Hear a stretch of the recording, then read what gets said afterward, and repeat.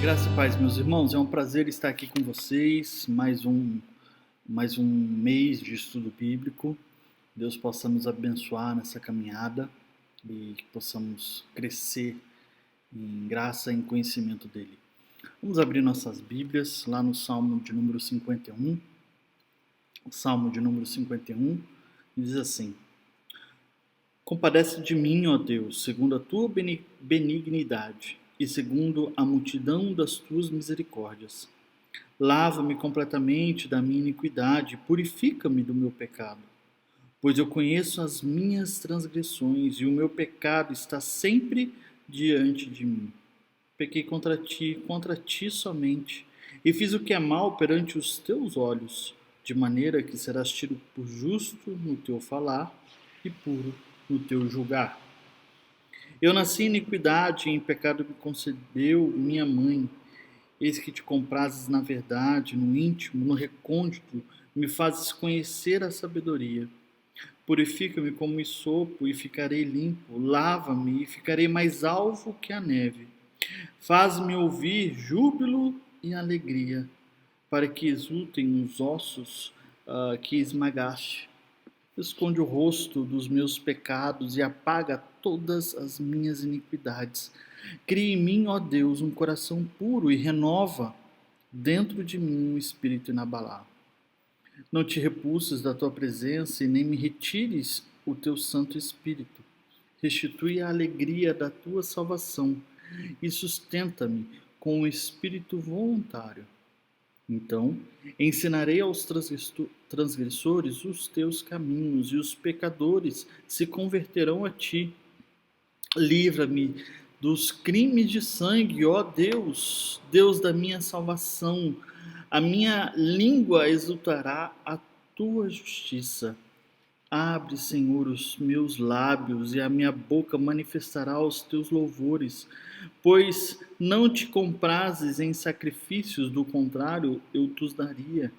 E não te agradas de holocaustos, sacrifícios agradáveis a Deus. São o espírito quebrantado, o coração compungido e contrito. Não desprezarás, ó Deus. Faze bem a Sião segundo a tua vontade, edifica os muros de Jerusalém. Então te agradarás dos sacrifícios de justiça, dos holocaustos e das ofertas queimadas, e sobre o teu altar se oferecerão novilhos. Este é o Salmo de Davi, que fala sobre o seu arrependimento, sobre o pecado que cometeu com Batseba, né, de adultério, mas também de morte de Urias, né? Ele foi responsável, vamos dizer assim, mesmo que indiretamente, mas ele que assinou o papel, ele que levou, perdão, Urias para o centro da batalha, para a frente da batalha, melhor dizendo, e para ser morto ali. Então, esse pecado, ele pede perdão a Deus, esses pecados cometidos, e pede compaixão ao Senhor. E o interessante é que ele não cita esses pecados aqui, porque o pecado principal que está no seu coração ele perdeu a alegria da salvação. Ele cometeu esses pecados todos porque algo anterior aconteceu. A alegria da salvação foi perdida. Ele não mais exulta, não mais canta ao Senhor, pelo contrário, ele se está ligado aos prazeres dessa vida, ao ponto que quando ele entende isso e quando ele pede no verso 14 para livrar ele dos crimes de sangue e chama a Deus de Deus da salvação, ele logo na sequência, no final, diz que os lábios vão adorar ao Senhor, vão bendizer ao Senhor e vão levar também aqueles que não conhecem a Ti, não conhecem ao Senhor, a se fazer conhecido e então ter os seus pecados perdoados. E a gente vai estudar um pouco sobre isso nessa noite, né? Mas em outro texto. Nós vamos orar agora. orar louvando ao Senhor, bendizendo ao Senhor, mas também pedindo perdão pelos nossos pecados. Vamos orar. Ó Deus Santo, nós te adoramos e te bendizemos pelo Deus maravilhoso que és, ó Pai, porque o Senhor não está distante de nós, mas o Senhor está aqui conosco, ouvindo as nossas orações. E nós te engrandecemos, ó Senhor, porque Tu és o único Deus digno de receber toda a glória do mundo, Senhor Deus. Por isso, nós pecadores viemos pedir perdão pelos nossos pecados, pelos nossos erros. Viemos pedir, Senhor, em nome do Seu Filho Jesus, que o Senhor lave, Senhor Deus, os nossos corações, cada dia mais com o sangue do Cordeiro, nos impeça de pecar contra Ti, Senhor Deus. Clamamos, ó Pai, em nome de Cristo Jesus. Amém. Vamos estudar o livro de Lucas, capítulo 7. O livro do nosso irmão Lucas, capítulo 7. Nós vamos ler do verso 36 adiante. Lucas 7, 36 adiante. Diz assim: Convidou um dos fariseus, para que fosse jantar com ele. Jesus, entrando na casa do fariseu, tomou lugar à mesa. Eis que uma mulher da cidade, pecadora, sabendo que ela estava à mesa na casa do fariseu, levou o vaso de alabastro com unguento, e estando por detrás aos pés, chorando, regava-os com lágrimas e os enxugava com os próprios cabelos, e beijava-lhe os pés e ungia com unguento. Ao ver isso, o fariseu que o convidara disse consigo mesmo: Se este fora profeta, bem saberia quem é a mulher que o tocou, porque é pecadora. Dirigiu-se Jesus ao fariseu e lhe disse: Simão, uma coisa tenho a te dizer. Ele respondeu: Dize-a, mestre. Certo credor tinha 2 denários. Um lhe devia 500 denários e o outro 50. Não tendo nenhum dos 2 como pagar, perdoou-lhes ambos. Qual deles, portanto, o amará mais? Respondeu-lhe Simão, suponho que aquele que mais perdoou, replicou-lhe, julgaste bem. E, voltando-se para a mulher, disse a Simão: Vês esta mulher? Entrei na tua casa e não me deste água para os pés. Esta, porém, regou os pés com lágrimas e enxugou com seus cabelos. Não me destes ósculos. Ela, entretanto, desde que entrei, não cessa de beijar os pés. Não me ungiste a cabeça com óleo, mas esta, com bálsamo, ungiu os meus pés. Por isso te digo, perdoar-lhes são os seus muitos pecados, porque ela muito amou, mas aquele a quem pouco se perdoa, pouco ama. Então, disse a mulher: Perdoados são os teus pecados. Os que estavam com ele à mesa começaram a dizer entre si: Quem é este que perdoa pecados? Mas Jesus disse à mulher: A tua fé te salvou, vai-te em paz. Nós vamos estudar nesse período, né, de estudo das quartas-feiras, as parábolas, algumas parábolas do livro de Lucas.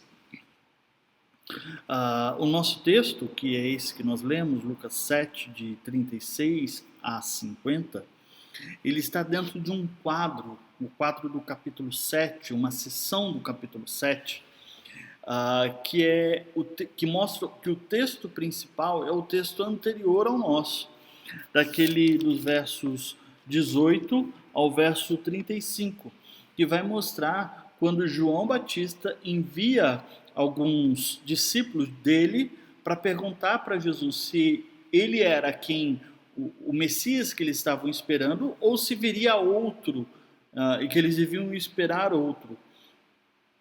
E logo depois disso, Jesus cura, Jesus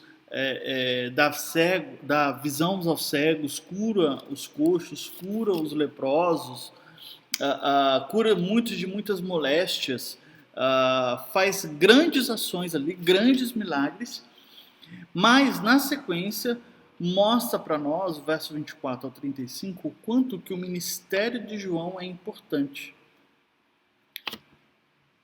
Todos os sinais aqui desse texto, tudo que acontece aqui nesse quadro, dessa sessão, mostra sinais da presença daquele que vem, do Messias que vem, daquele que já chegou.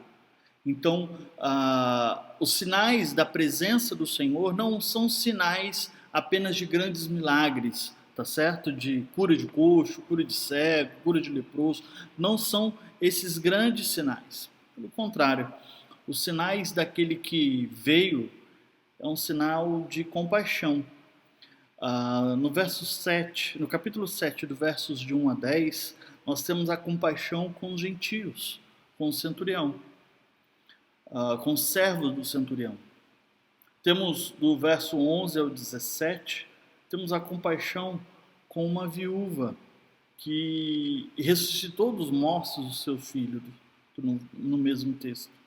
E agora nós temos a compaixão de uma mulher pecadora. Lucas 36 a 50. E isso é interessante porque esses atos de compaixão, juntos com esses atos de milagres, né, seja da ressurreição, seja da cura, seja de tantos outros que Jesus fez, de expulsão de demônios, simboliza muito o que diz o verso 16 do capítulo 7. Olha o que o povo diz. Todos ficaram possuídos de temor e glorificavam a Deus, dizendo: grande profeta se levantou entre nós e Deus visitou o seu povo. As pessoas entendiam isso. Deus visitou o seu povo. Por quê? Porque são sinais da presença de Deus. Entretanto, no verso 39 do nosso texto, nós vemos que o fariseu Simão tinha suas dúvidas. Olha só, ao ver isso, o fariseu que o convidara disse consigo mesmo: se este fora profeta, bem saberia quem é a mulher que o tocou, porque é pecadora. Nesse texto, nós vemos sinais da presença de Deus nesse quadro, nessa seção do capítulo 7, onde a população sabe quem é Jesus, mas o fariseu não. O fariseu não sabe, desconfia. No final da sessão mostra que Jesus agiu como amigos de pecadores. Entretanto, o principal contraste que nós vemos no nosso texto é o contraste do amor. O amor mostrado pela mulher e a falta de amor mostrado pelo Simão, fariseu. A história começa contando para nós que Jesus foi convidado para uma refeição na casa desse homem, na casa desse fariseu. Mas algo importante aqui nesse início, e alguns comentaristas vão dizer isso, que é um convite incomum, tanto do jeito que ele é construído no grego, que mostra isso para nós, como em todo o decorrer da história.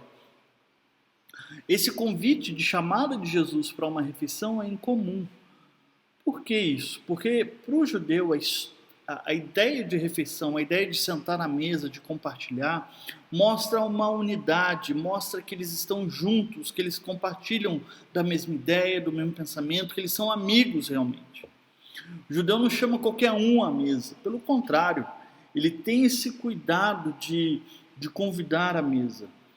E essa estranheza, tanto da estrutura, quando foi escrita por João, que ela é escrita de uma maneira contrária a outros textos, no grego, tá, irmãos? No grego, o livro escrito no grego, como em Lucas capítulo 14, verso 1, por exemplo, quando Jesus é convidado para um jantar, a estrutura escrita, a estrutura do parágrafo, ele é escrita de uma maneira diferente, de uma maneira incomum, mostrando que esse convite do nosso texto de chamar o fariseu para comer, chamar Jesus para comer com esse fariseu, esse convite, ele é incomum. E nós vamos no decorrer do texto que isso tudo mostra de uma maneira estranha essa refeição. Porque o que o fariseu fez, ou melhor, deixou de fazer, era algo especial. O fariseu não beijou, o fariseu não deu água para limpar os pés, o fariseu não agiu como um bom anfitrião. Nós vamos ver depois que ele deve ter feito o básico, o essencial, o básico que era necessário. Mas como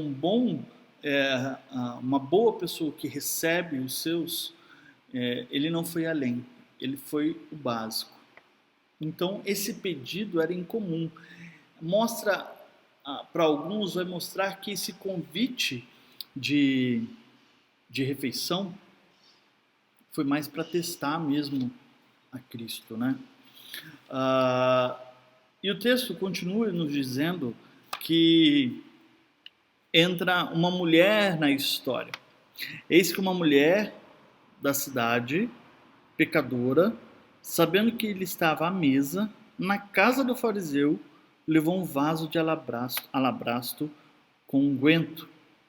E o texto vai nos dizer que essa pecadora, provavelmente pela sua fama, por todos saberem que ela era pecadora, provavelmente ela seja uma prostituta. E estando ela, então, chorando, regava os pés de Cristo com suas lágrimas e enxugava com os seus cabelos as lágrimas que caíam no pé de Cristo. Isso é interessante, irmãos, porque nós, homens, não entendemos o quanto que é importante o cabelo para a mulher. Nós podemos ter uma imagem, os mais antigos, daquela novela que passava na Globo, que a menina teve o câncer e cortava o cabelo e chorava, né? Não me lembro o nome ao certo. A gente pode ter alguma noção ali. Mas as mulheres entendem o quanto que é importante o cabelo, o quanto tem um cuidado com o cabelo. E essa mulher, ela enxugava as suas lágrimas com o cabelo que ela tinha, com os seus próprios cabelos. Beijava os pés de Cristo e ungia com unguento.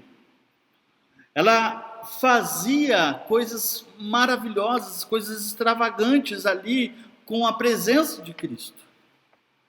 E o fariseu, então,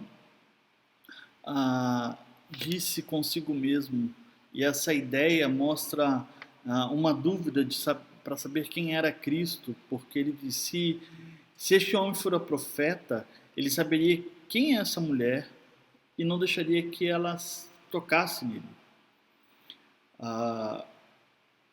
Ele duvida que Jesus é o profeta porque ele não sabe quem ele é, quem ela é. Jesus não sabe quem é essa mulher e como profeta ele nunca poderia deixar que essa mulher a tocasse para não se tornar impuro.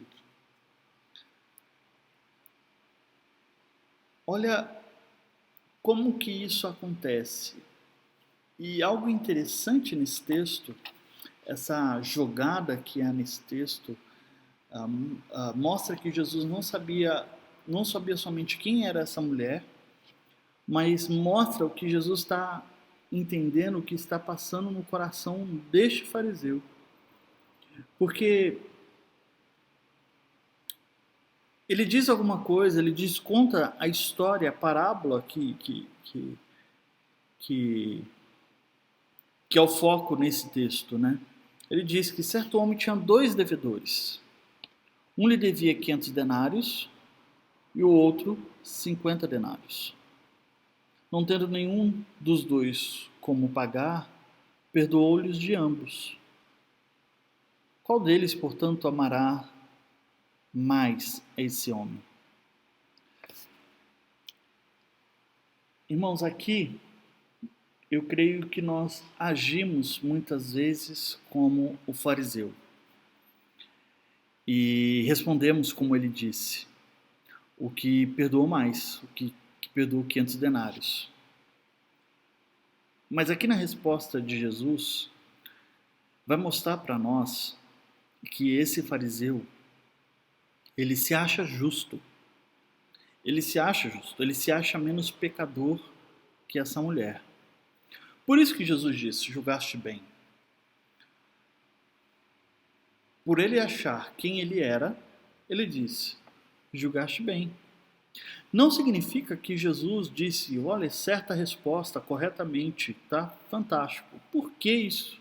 Por que eu quero trazer essa visão para nós, que a resposta desse fariseu é errada? E muitas vezes nós somos tentados e somos levados a entender que está certa. E nós agimos como esse fariseu, como aquele que diz, o de 500 denários,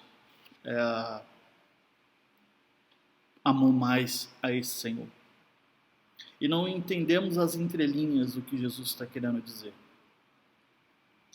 Lembra que aquele que deve 500 não tinha como pagar, como também aquele que deve 50 não tem como pagar. A quantidade, os valores não são importantes, porque nenhum dos dois tem como pagar. Nenhum dos dois tem condições de pagar, sendo 500, sendo 50. Quem amou mais? Os dois amaram, porque os dois não tinham condições de pagar. Mas quando nós temos uma visão, às vezes que nós não temos tantos pecados quanto outros, né? Nós podemos cair essa questão do fariseu. Por que eu estou querendo dizer isso? Eu não quero trazer um pensamento progressista, não é essa a minha ideia de cristãos progressistas e trazem uma politicagem dentro desse texto, dizendo que essa mulher era excluída da sociedade, pecadora, que Jesus a amou, que Jesus cuidou, enquanto esse homem era religioso, o teólogo da época. Não é essa a ideia que eu quero trazer.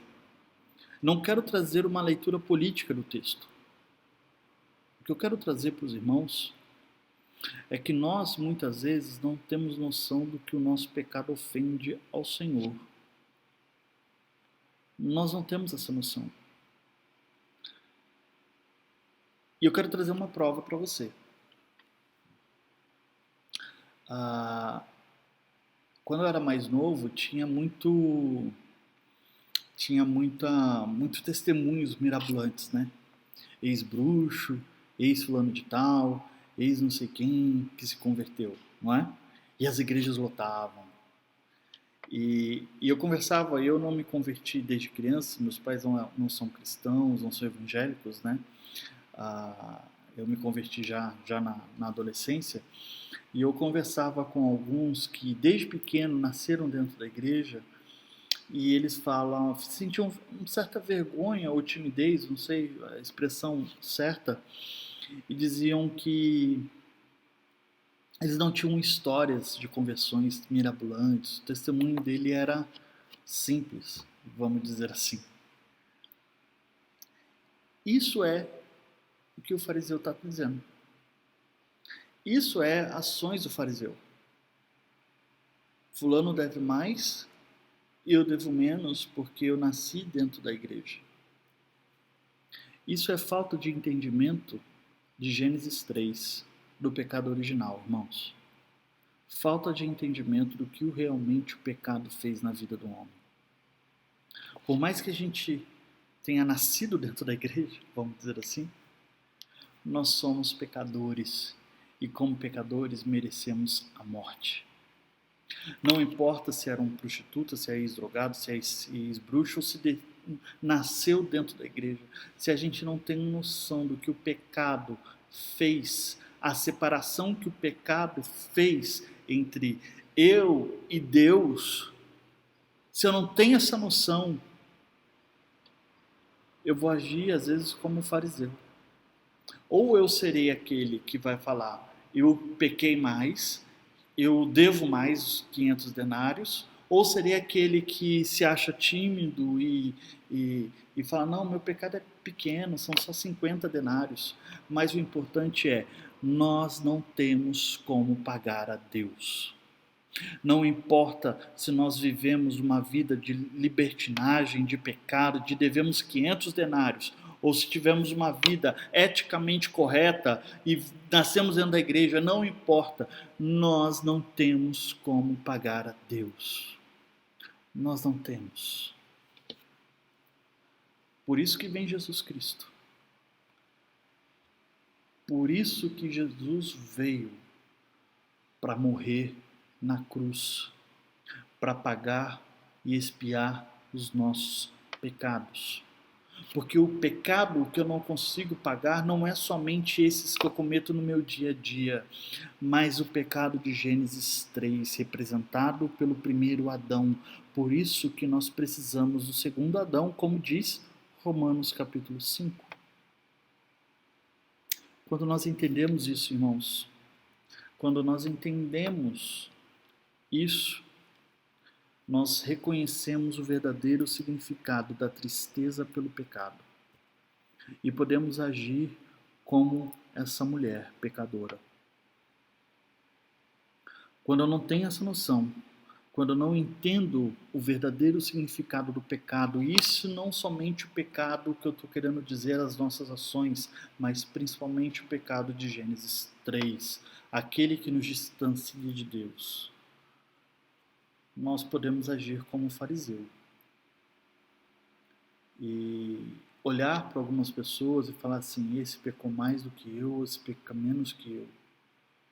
E nós entendemos que o pecado que nos separa de Deus, o principal, é o pecado de Gênesis 3, o pecado original, porque através dele todos os outros são cometidos.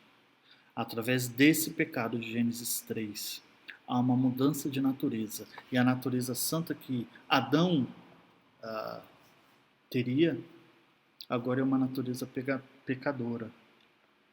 E como a gente está na fase agora de leitura anual da Bíblia, né? Quem leu já a genealogia de Adão vai ler que a partir do pecado, quando tem a genealogia, Adão, o autor ali, Moisés, ele muda a expressão. Ele diz que Adão gerou filhos e filhas segundo a sua imagem.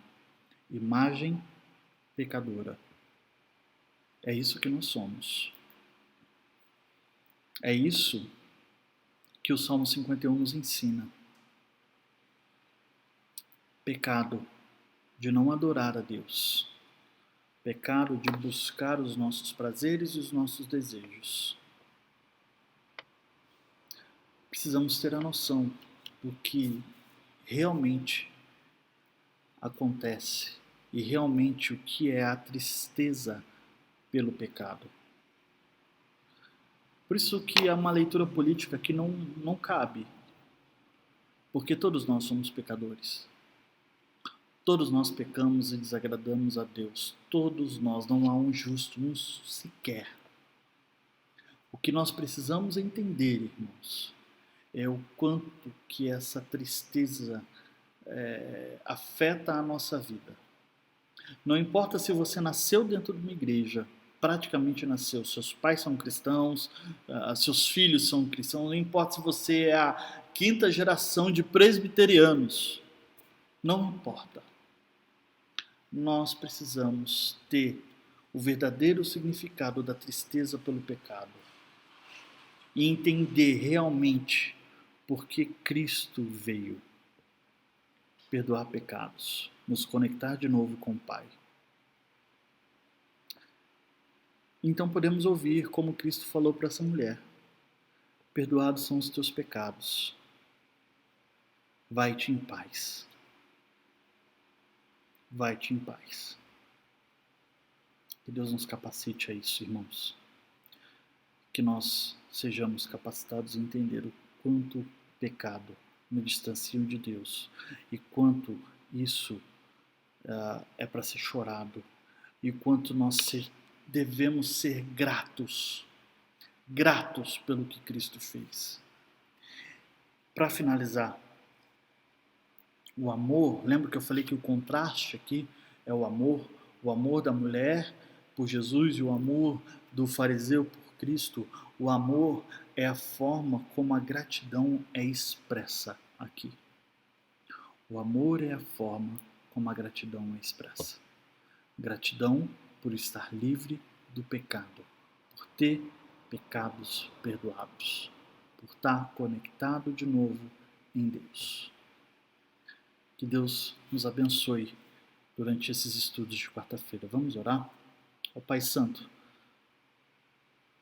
Pai, nós adoramos ao Senhor, ó Pai, e bendizemos, porque o Senhor nos amou primeiro, porque nós vemos que a Tua graça inunda a nossa vida ao ponto de que o Senhor mandou Jesus Cristo para morrer por nós.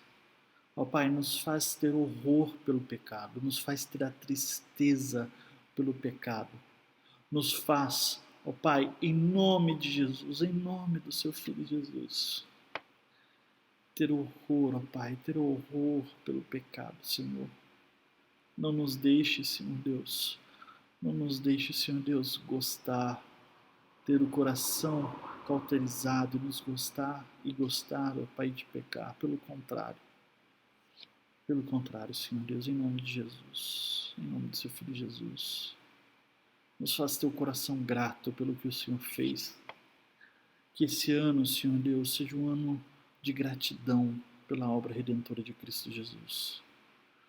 Seja um ano, Senhor Deus, em que me achegue a Ti, que nos acheguemos a Ti de todo o coração, Senhor Deus. Cuida daqueles que sofrem, cuida daqueles que estão desempregados, que seja um período, Senhor Deus, completamente diferente. Cuida daqueles, ó Pai, que vão prestar concursos de capacidade. Cuida daqueles que estão entrando no mercado de trabalho por ter finalizado uma faculdade. Ó Pai, em nome de Jesus, em nome do Seu Filho Jesus, oramos e pedimos. Amém.